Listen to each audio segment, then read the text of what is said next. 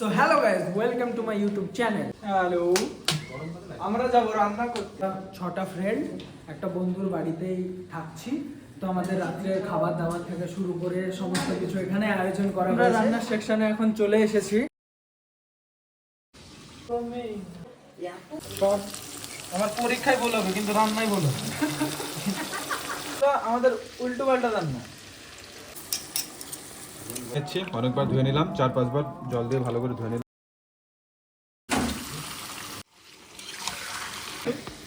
চলে যাবে এবার হালকা মতো ধনে গুঁড়ো। ও কাশ্মীরে না থাকলে তাহলে আমার মনটা ভরেই না।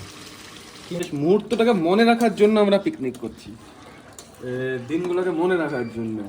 তো খাওয়া দাওয়া হবে, চিকেন হচ্ছে, চিকেন কষা সময় এলাচ এটা ভেজে রেখেছি আমরা, ঠিক আছে। সময়টাকে জাস্ট ঘি দিয়ে ভেজে টস করেছি হালকা। আর এখানে আমিনদাকে দেখিয়ে দিতে পারো।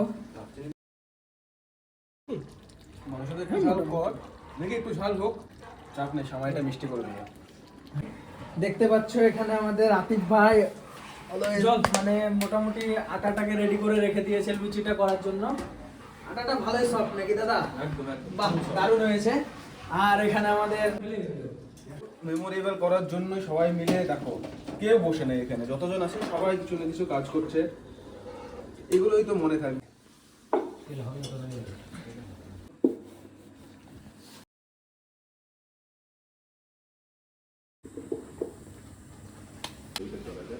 এই উজ্জ্বলকে ফোনটা লাগা, ফোনটা রিসিভ করছে না। বলবে না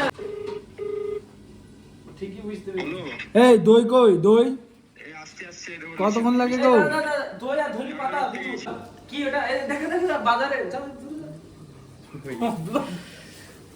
আমাদের সেই ফাইনাল প্রিপারেশনের মেন ওষুধ। আহা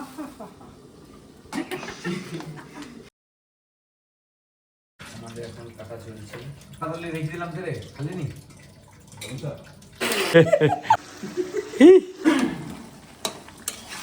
আজ রান্না পারফেক্ট হবে। রান্না হচ্ছে একটা আর্ট।